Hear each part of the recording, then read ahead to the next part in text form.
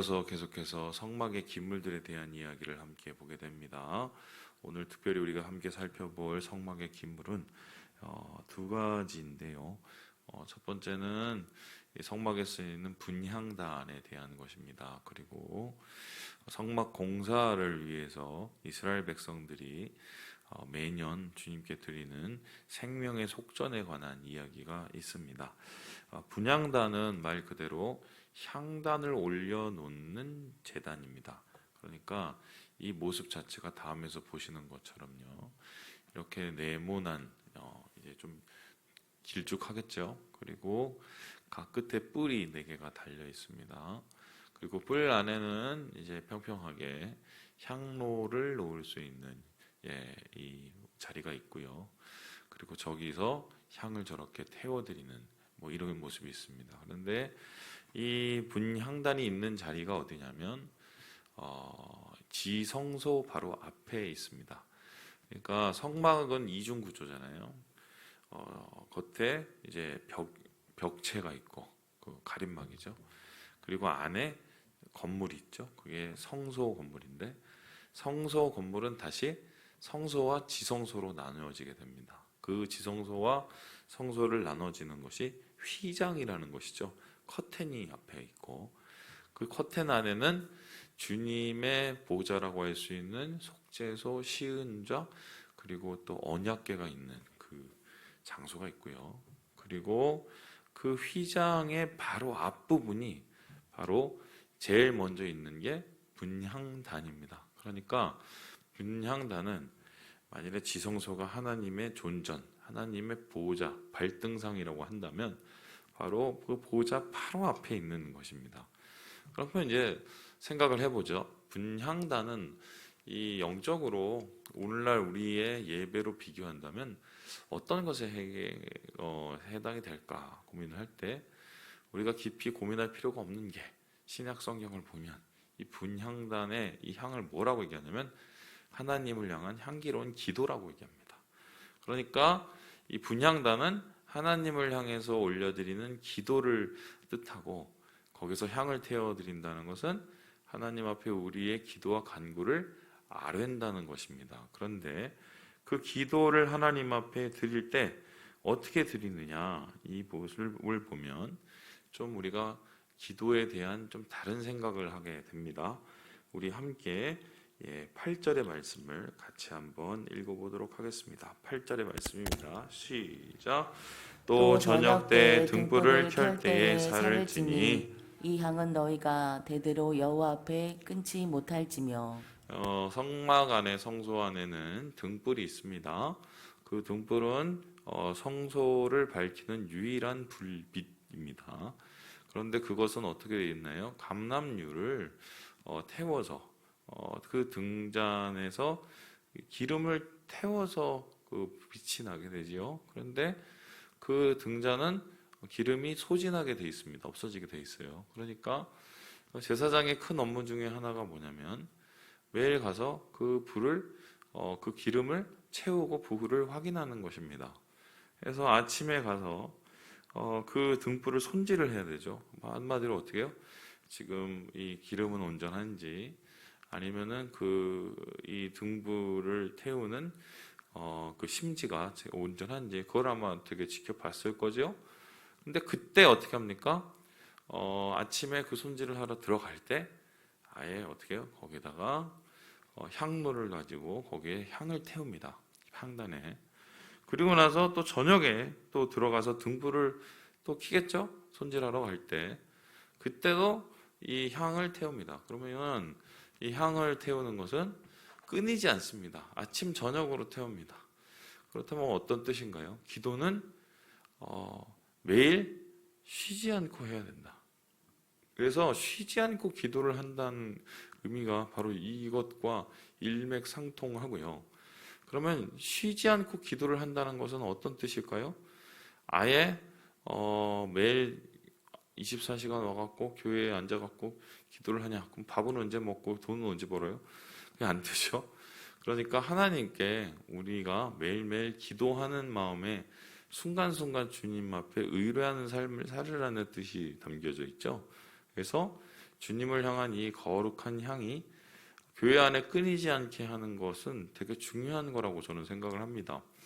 우리 옆에 있는 광명교회 제가 제일 부러운 거가 뭐냐면요.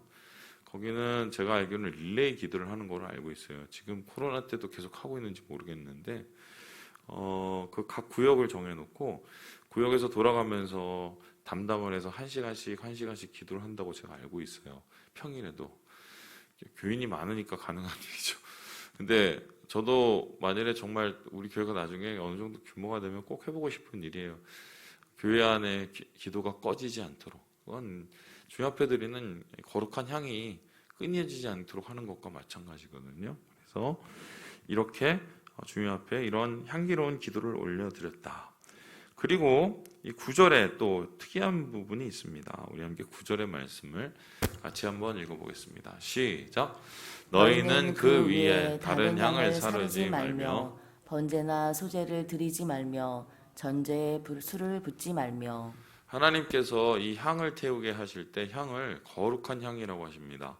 거룩한 향이라고 하신 이유는 하나님께만 드리는 향이었기 때문이에요. 그래서 하나님이 태우라고 하는 이 향을 만드는 재료나 배합은 다른 것에 절대로 쓰지 못하게 했습니다. 그러면 돌로 쳐 죽어요. 그만큼 구별된다는 거예요. 다시 말씀드리지만 거룩은 구별되는 거거든요. 주님께 구별되는 건데. 그런데 간혹 가다 보면은 이것을 잘못 배합하거나 아니면은 뭐 쉽게 설명하면 자기 편의대로 하는 경우가 있을 수 있죠. 그거 하지 말라는 거고, 그렇게 하면은 거룩한 것이 되지 않아서 오히려 그 사람이 기도를 드리러 갔다가 하나님 앞에 문매를 받고 돌아올 수도 있다고 하는 거죠. 여러분 재밌는 게 그거 아십니까? 한식집을 제가 세계를 많이 돌아다니면서 가봤을 거 아니에요. 라오스에 있는 한식집, 또 베트남에 있는 한식집, 중국에 있는 한식집, 그리고 러시아에 있는 한식집, 유럽에 있는 한식집, 미국에 있는 한식집, 제가 다 가봤을 거 아니에요. 저 한국 사람이니까. 근데 특이한 게 뭐냐면 중국에 가면은 한식을 먹는데 중국 맛이 납니다. 러시아에 가면은 러시아 맛이 나고, 미국에 가면 좀 그나마 괜찮긴 하지만 미국 맛이 나요. 왜 그럴까요? 그분들은 아니래. 이건 한국의 맛이래. 또 한국인이 그거를 심지어 만듭니다. 그런데 우리가 가서 먹어보면 아니에요. 자신도 모르게 현지의 맛에 길들여져 가기 때문이죠. 그래서요, 레시피를 그대로 따라하면 그럴 일이 없어요. 그런데 하다가 보면은 습관적으로 이게 익숙해지잖아요. 익숙하다 보면 자기도 모르게 자기 편의에 따라서 조금씩 달라지다 보면 그 차이가, 그 작은 차이가 점점점 커지면서 맛이 현지화되죠. 그래서 이거는 도대체 김밥인지 스시인지 이게 무슨 김말인지 도대체 알 수 없는, 그런 이 김밥을 제가 많이 먹어봤어요. 그게 이제 그 현지화된 한식이죠. 마찬가지입니다. 우리가 하나님 앞에 드려지는 거룩한 것이고, 이거는 천국을 향한 것이고 하나님을 위한 것이라고 얘기를 해도 우리도 알지 못하는 새 어떻게 해요? 이게 내 자신의 편의에 따라서 변할 수도 있다는 거예요. 그래서 항상 주님은 정확한 레시피를 줬어요. 영혼의 레시피죠. 기도의 레시피, 신앙생활의 레시피, 그리고 우리가 주님을 향한 믿음을 향한 레시피. 내 편이나 내 상황에 맞는 것이 아니라 하나님이 원하시는 것에 맞추는. 그래서 이 거룩한 향단의 향로가 그런 식으로 주님 앞에 올려드리는 것. 주님이 원하시는, 주님이 정하신 방법대로 올려드리는 것. 기도는 특별히 더 그래야 됩니다. 왜 그런가요? 기도는 하나님 앞에 우리가 간구하는 거죠. 우리의 상황을 아뢰는 거죠. 그리고 우리가 하나님의 음성을 듣고 순종하는 거예요. 근데 기도를 자기 편의에 의해서만 하면 어떻게 됩니까? 하나님 이거 해주시고 저거 해주시고 요거 해주시고 왜 이거 안 해줘요? 나 화나요? 한마디로 이거는 그때부터는 기도가 아니라 하나님 협박하는 거죠. 그런 기도는 이방 사람들의 기도라고 얘기합니다. 그래서 우리는 주님이 원하시는 하나님의 레시피를 따라 기도해야 된다. 이렇게 우리가 오늘 말씀을 통해서 볼 수 있습니다. 그리고 성경에서 마지막으로 다루고 있는 이 주제가 있는데 이게 바로 생명의 속전입니다. 이 생명의 속전은 다음과 같은 건데요. 아예 성소에 이 성경에 나중에 성전에는 하나님 앞에 드리는 동전을 따로 정해놓고 저렇게 새겼어요. 은으로 만든 반세겔짜리의 동전입니다. 저게 이제 예수님 시대에 하나님 앞에 드렸던 이 성전세 혹은 뭐 생명의 속전세 뭐 이렇게 보게 되는데요. 자, 그렇다면 제가 질문을 한번 해보겠습니다. 이 반세겔이 지금 오늘로 따지면 얼마 정도 될 것 같아요? 박원사님, 얼마 정도 될 것 같아요? 1년에 한 번씩 세금 내는 건데 하나님 앞에 얼마 정도 될 것 같아요?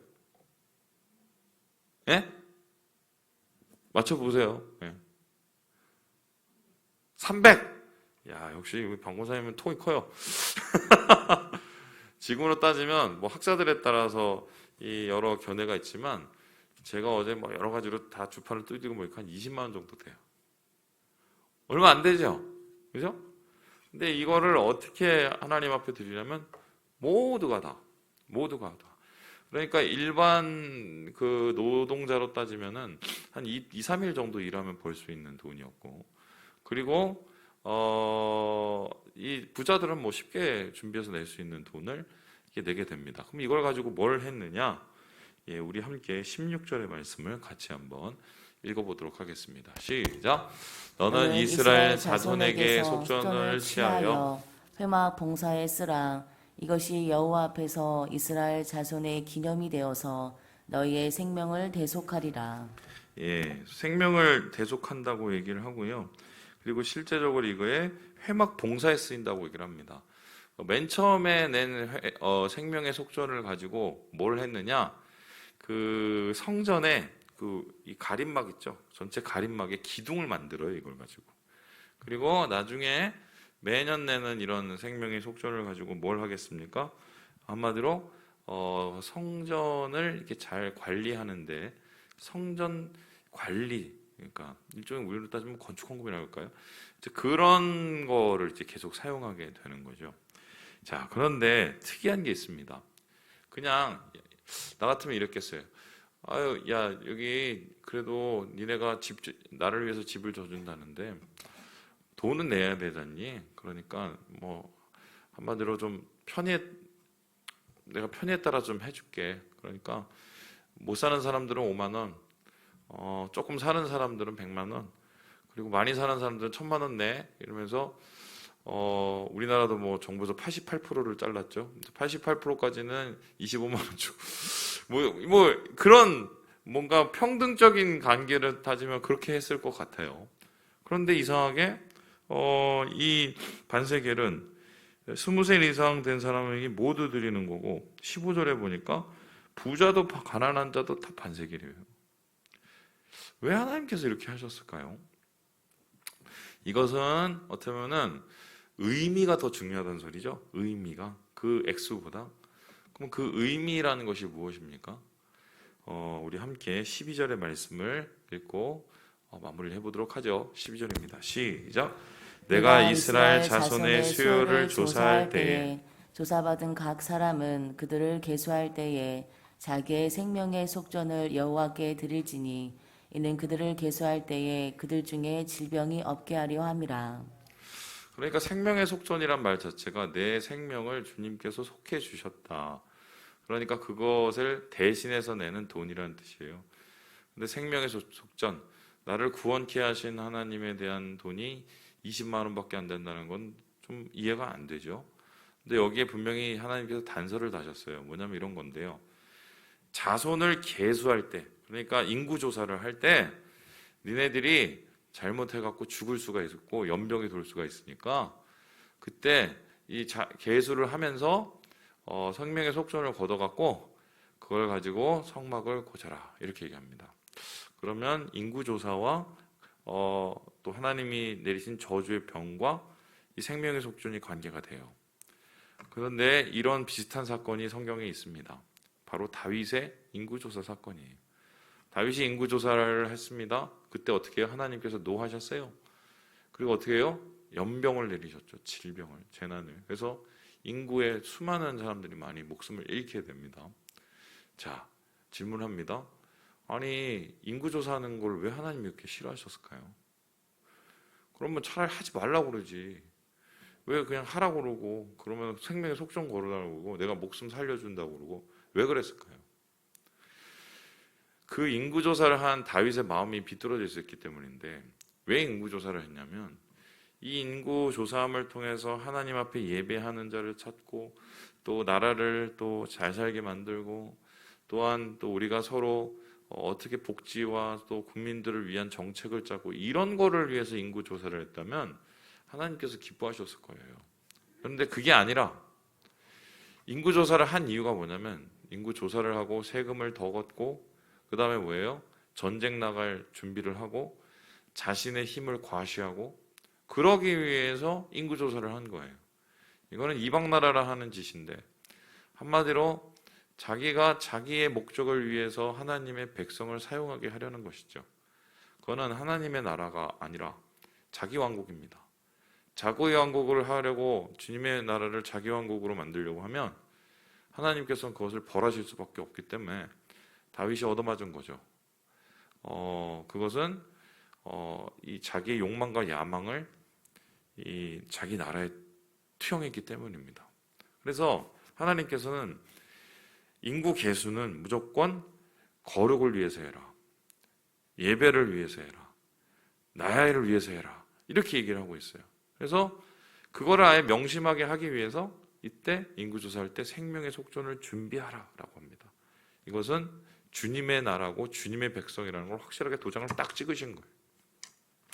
이런 관점에서 바라보면은 굉장히 무서워지는 부분이 있습니다. 그게 뭔지 아세요?